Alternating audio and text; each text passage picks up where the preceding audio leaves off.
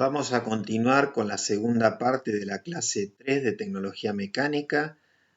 En este caso nos vamos a referir a los procesos de agujereado y dada esta transparencia nos queda bien en claro que la naturaleza fue la primera que se ocupó de estos procesos.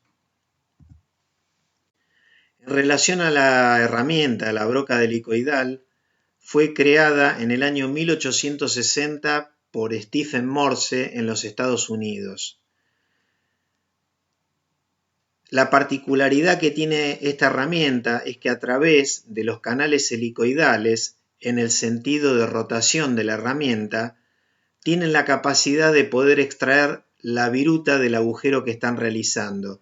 Entonces, esta capacidad permite realizar orificios más profundos. El esquema que observamos ahí es un esquema hecho a mano alzada por Stephen Morse y que está incluido en la patente norteamericana que le fue entregada.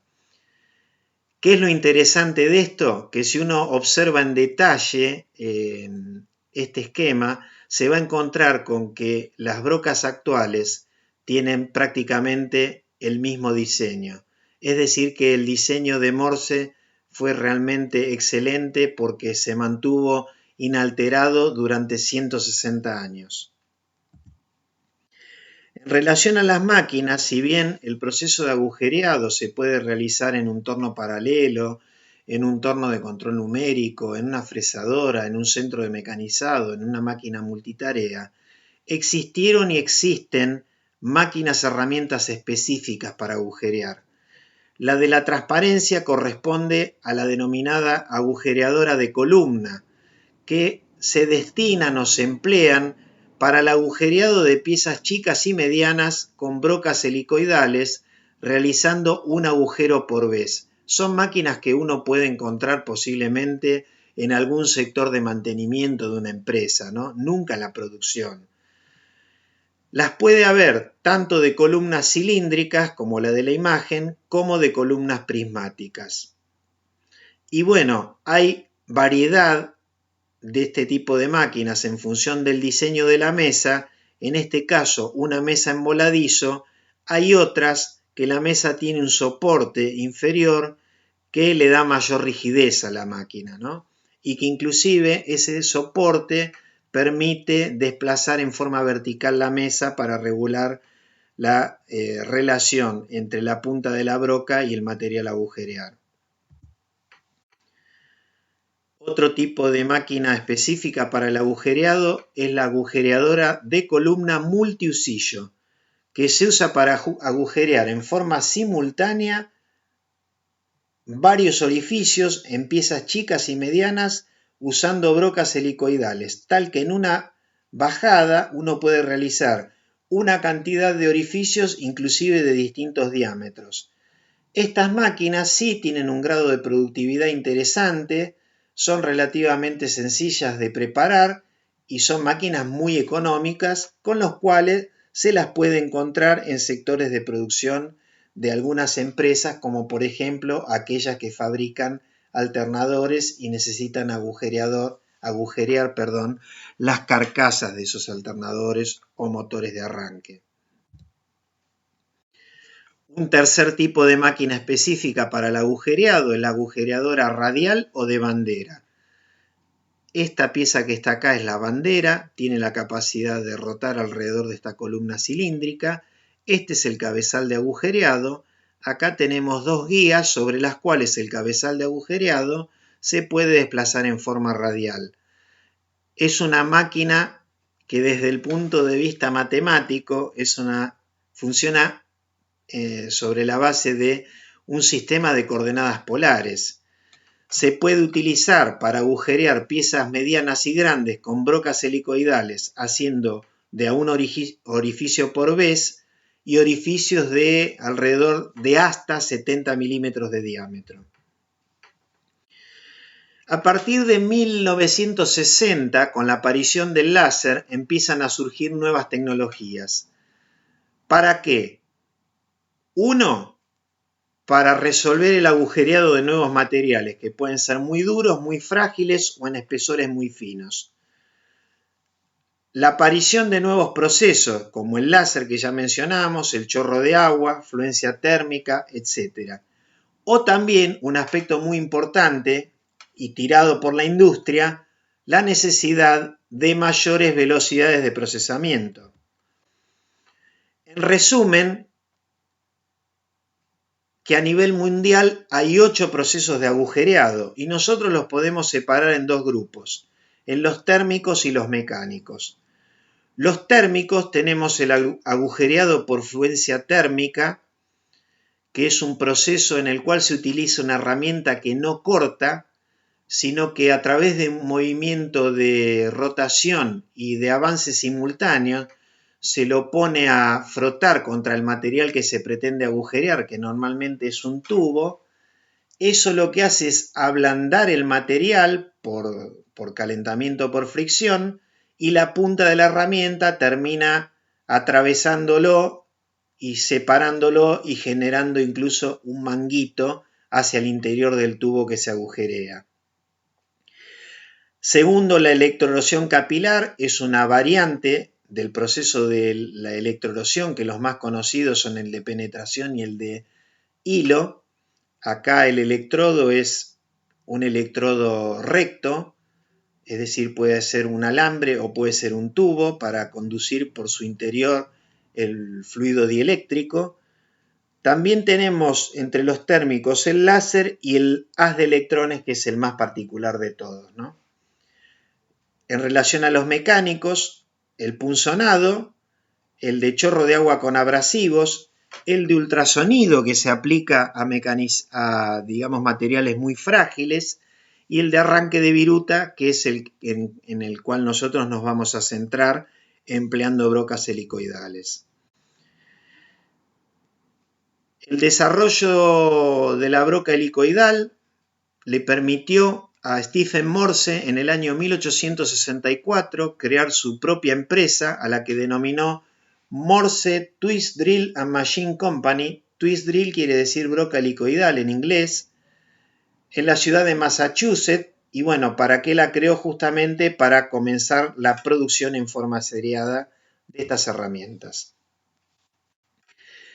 Hay un investigador alemán que se llama Tonsov, que hace ya algunos años hizo un estudio a nivel de las empresas que mecanizan en Europa sobre los procesos utilizados, y allí, como conclusión de sus trabajos, se desprende que el 30% de las operaciones son operaciones de agujereado,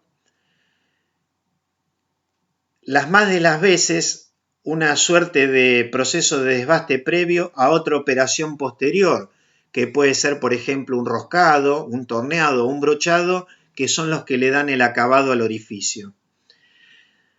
En el mundo se producen por año varios miles de millones de brocas, con diámetros comprendidos entre 0,1 a 100 milímetros de diámetro.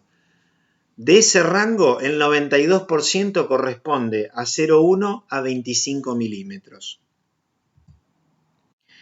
Las brocas se pueden clasificar en 5 categorías, según el tipo de vástago, que es el sector de la broca que se vincula con la máquina herramienta. Entonces las hay de vástago cilíndrico o de vástago cónico.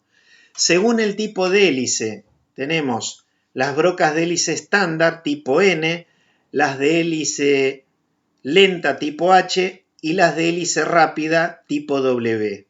Después, según sea el sentido de rotación, si es en el de las agujas del reloj, es una broca derecha, y en sentido contrario, broca izquierda.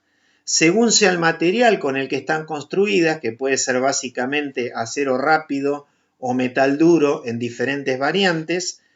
Y por último, según se trate de brocas afilables o no afilables.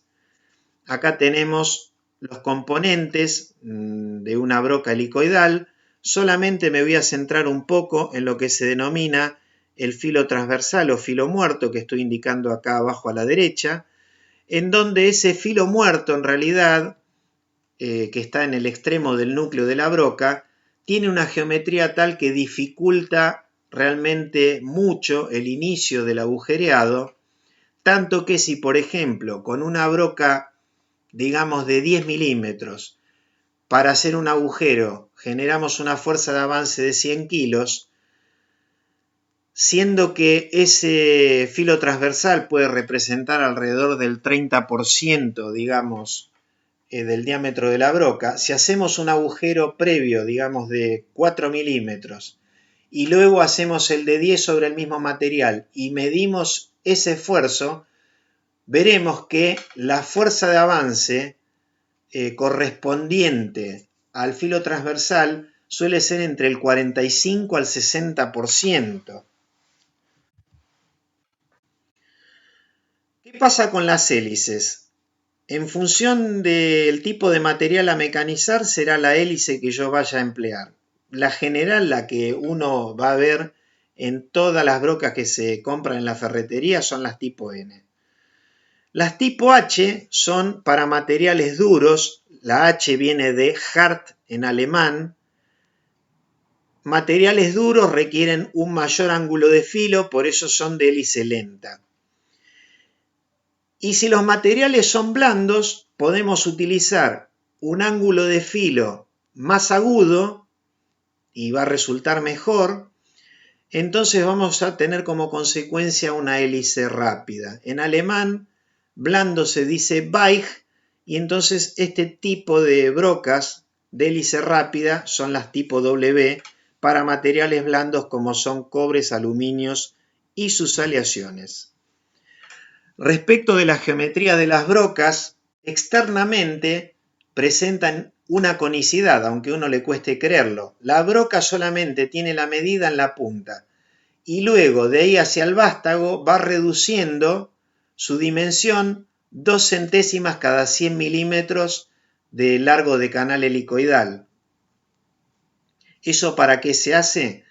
Para que el corte y el rozamiento solamente se produzca en la punta a medida que la herramienta va profundizando el orificio. El núcleo también es cónico, eso se ve en la imagen de arriba. La conicidad es de un 10%, va incrementando el espesor hacia el vástago. Y en relación al filo transversal está este comentario que hacíamos antes de cuánto influye sobre la fuerza de avance.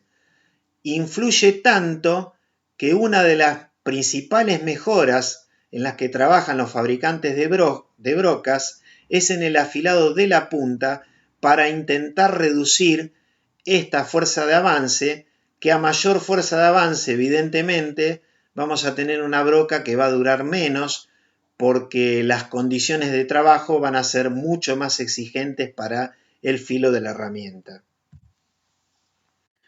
La evolución de las brocas helicoidales se circunscribe a 3 aspectos.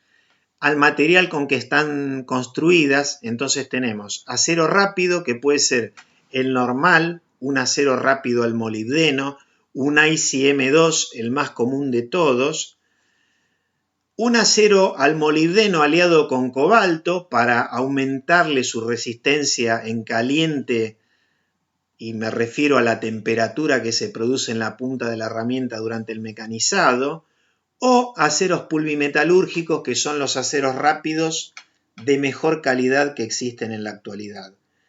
Y después tenemos los metales duros, que se pueden presentar las herramientas en forma integral o con punta soldada o con inserto de fijación mecánica en la punta de un cuerpo de acero.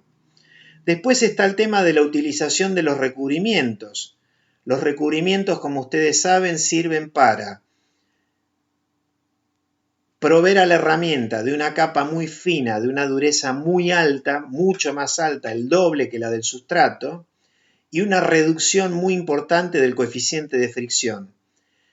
Las de acero rápido se suelen recubrir con nitruro de titanio, ese recubrimiento de color oro, y las de metal duro integral con nitruro de titanio y aluminio, que suele tener un color violáceo.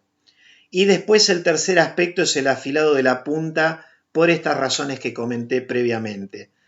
Tanta importancia se le da al tema del afilado de la punta que hasta la norma DIN incluye 5 tipos de puntas normalizadas.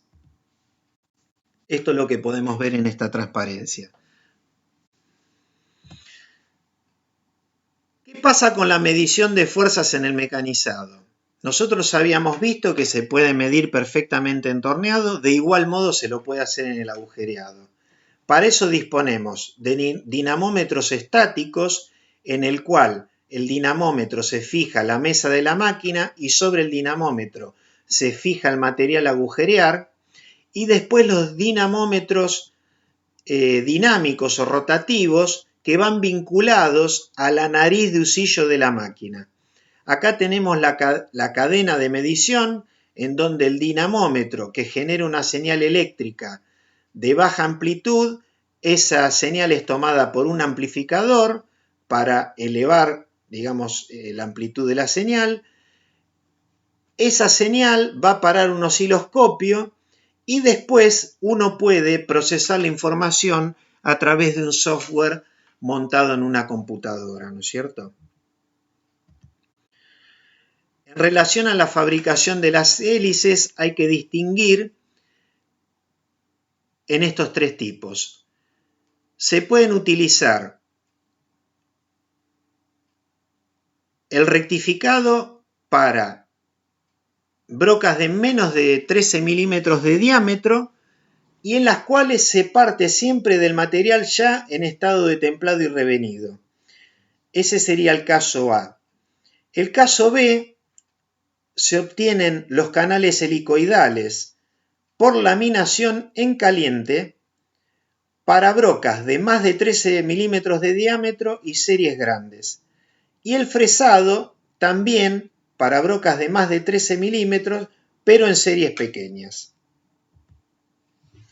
En relación a las formas constructivas, podemos dividir a las herramientas en brocas reafilables y brocas no reafilables. Respecto de las brocas reafilables tenemos las de acero rápido, las de acero rápido recubierto, las de metal duro recubierto con canales de lubricación interna y las de punta de metal duro soldada. Todas estas herramientas se le puede devolver la forma por afilado. Se puede hacer el afilado manual o a máquina, mucho mejor, lógicamente, ¿no? Y después tenemos las no afilables, y allí están las de filos no simétricos. Fíjense que este inserto no llega a la periferia, al diámetro exterior de la broca, sino que trabaja sobre la zona central del agujero. Este es el inserto central y este el inserto periférico. Estas brocas generan esfuerzos asimétricos y eso limita la profundidad del agujero que pueden realizar. Hay un agujero máximo en función del diámetro de la broca. Y después tenemos aquellas con insertos de fijación mecánica, pero de filos simétricos, ¿no es cierto? Vamos a ver un video sobre la fabricación de hélices de laminación. Ahí tenemos la bobina de inducción, el material rosario rojo, las cuchillas que generan el canal helicoidal. Esto sería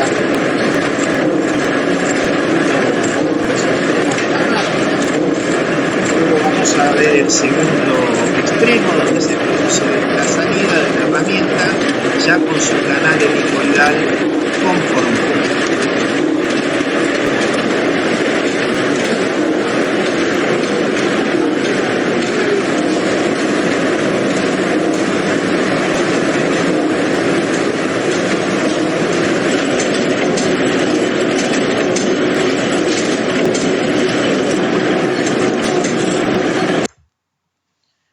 Acá tenemos un video de una broca con filos simétricos, punta de metal duro soldado y canales de lubricación internos.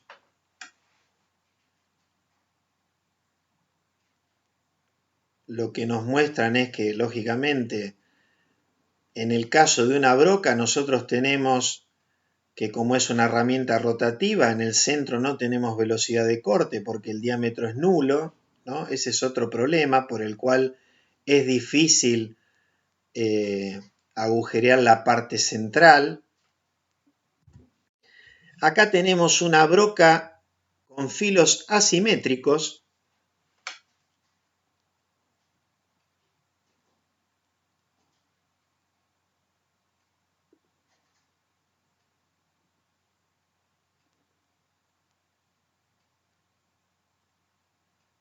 Ahí nos muestran cómo es la variación de la velocidad de corte desde el diámetro exterior al centro.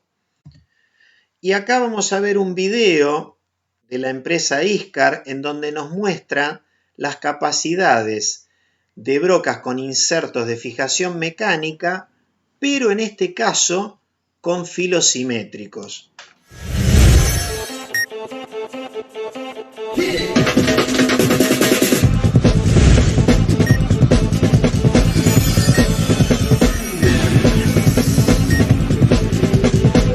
Esa es la profundidad máxima de agujero que se puede realizar con cada diámetro.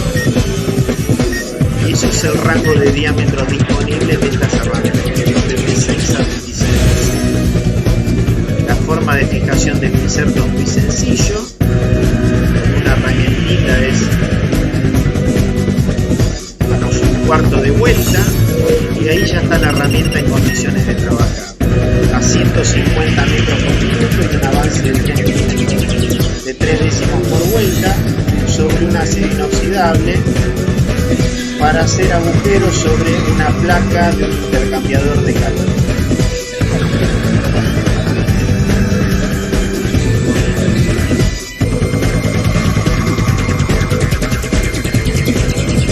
Fíjense que la herramienta tiene el sistema de lubricación interno, ¿no? Que tanto ayuda también a la extracción de viruta del agujero.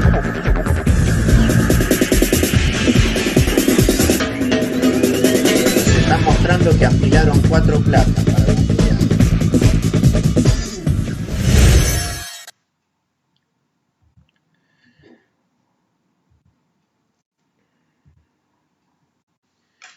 Bueno, vamos a ver cómo es el desarrollo de potencia de una operación de agujereado, ¿no? Ustedes recordarán que en el caso del agujereado teníamos que la potencia era la fuerza de corte por la velocidad de corte. La fuerza de corte, según el método práctico, era K sub Z, la tensión unitaria de corte, por la sección de viruta, que en el torneado es la profundidad por el avance, ¿no?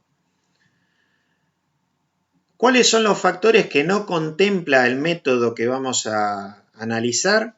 No tiene en cuenta la lubricación, ni el desgaste del filo, ni la fricción. Los factores que influyen en la fricción son el recubrimiento, como ya venimos hablando, los materiales de la pieza y la herramienta.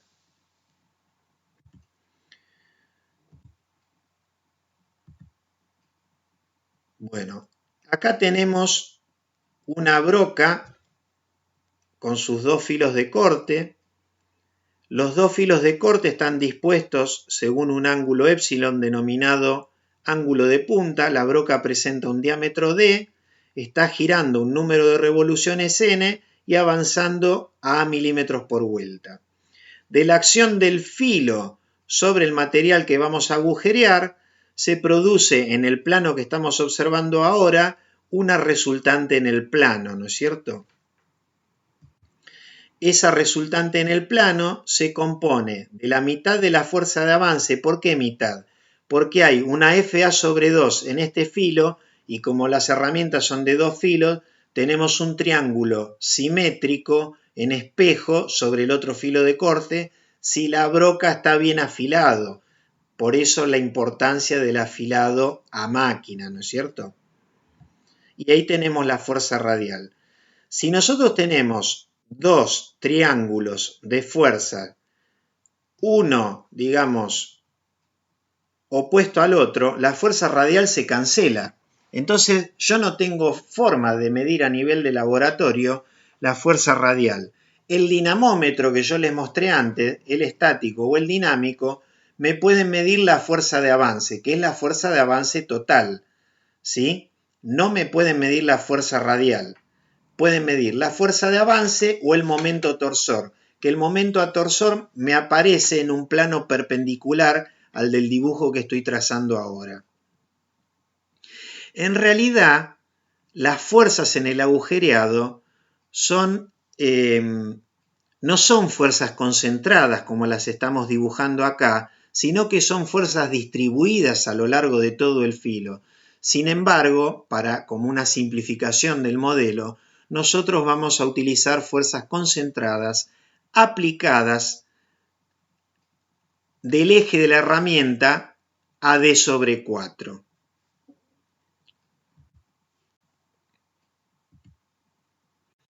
En el triángulo que tenemos dibujado ahí, nosotros podemos escribir una fórmula para la fuerza de avance. O sea, el seno del ángulo epsilon sobre 2, que es la mitad del ángulo de punta. Normalmente ese ángulo de punta suele ser 118 grados, porque así está normalizado en la norma DIN, 118 más menos 3 grados concretamente.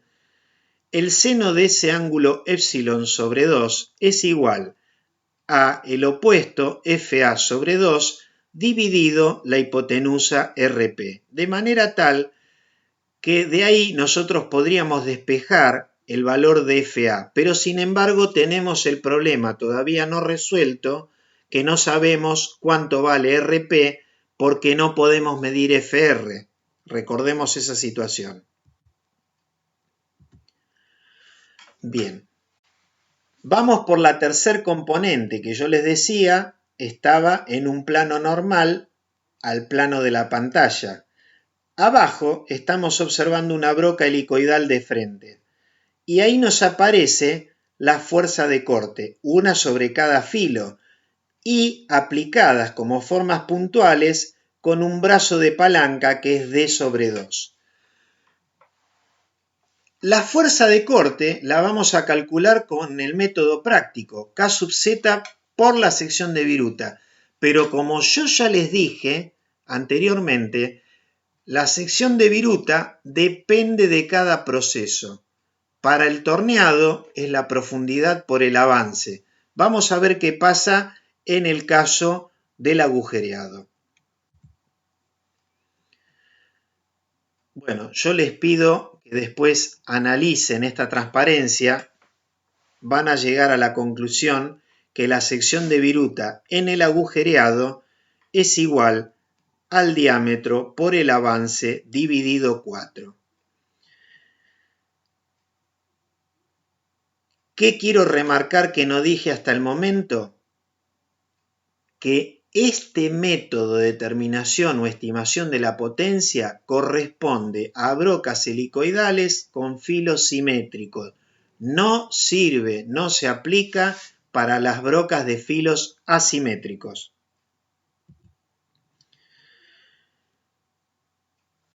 Cuando uno cruza la práctica de laboratorio con estos modelos, estas modelizaciones de los procesos de arranque de viruta,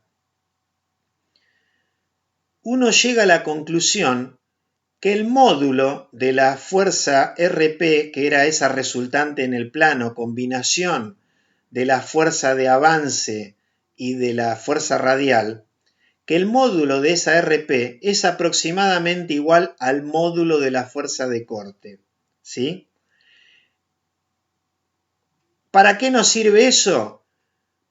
Para reemplazar RP por el valor de la fuerza de corte, que la fuerza de corte es K sub Z por A por D sobre 4. Entonces ahí arribamos a una fórmula para la fuerza de avance y ese coeficiente de 0,433 corresponde a un ángulo de punta de 118 grados, ¿sí? El consumo de potencia de la operación de agujereado será la suma de la potencia que consume la fuerza de corte más la que consume la fuerza de avance. La que consume la fuerza de corte será la fuerza de corte por la velocidad de corte. Recuerden que la velocidad de corte se mide en metros por minuto dividido 4500. Si uno va Ingresando cada uno de esos parámetros, la fuerza de corte será K sub z por D por A sobre 4 por la velocidad de corte es pi por D por N sobre 1000 por, nos queda 1 dividido 4500 y el rendimiento. En resumen, la potencia de corte es la tensión unitaria de corte por el avance por vuelta, por el cuadrado del diámetro, por el número de revoluciones, dividido 5.730.000 y dividido el rendimiento. Si el K sub z está en kilos por milímetro cuadrado, el avance en milímetros por vuelta, el diámetro en milímetros, el número de RPM en vueltas por minuto y dividimos por 5.730.000, la potencia nos da en caballo vapor. En el caso de la potencia de avance, la fórmula será fuerza de avance por velocidad de avance, pero acá hay que recordar que la velocidad de avance siempre es milímetro por minuto. La velocidad de avance es muy pequeña comparada con la velocidad de corte. Entonces yo no puedo dividir por 4.500, tengo que dividir por 4.500.000. Y cuando hago el reemplazo de la fuerza de avance dentro de esa expresión, me queda finalmente que la potencia de avance es K sub z por A cuadrado por D por el número de revoluciones por el seno de epsilon sobre 2 dividido 9 millones y dividido el rendimiento. Como la potencia de corte, como la potencia consumida en el mecanizado es un escalar, yo voy a tener que sumar ambas potencias. Pero ¿cómo son los valores relativos? En la potencia de avance divido por 9 millones, en la de corte por 5.730.000. En la potencia de avance tengo en el numerador el seno de un ángulo, un número menor que 1. Tengo el avance elevado al cuadrado, un número siempre menor que 1, que elevándolo al cuadrado se hace más pequeño todavía. Y en la potencia de corte tengo el diámetro al cuadrado. La inmensa mayoría de las veces va a ser mayor que 1, entonces se va a hacer más grande todavía. En resumen, que la potencia consumida en el mecanizado se puede asumir que es la potencia de corte sin cometer mayor error, porque la potencia de avance es despreciable frente a ella. Aquí entonces, y con este desarrollo, hemos terminado los temas correspondientes a la clase 3.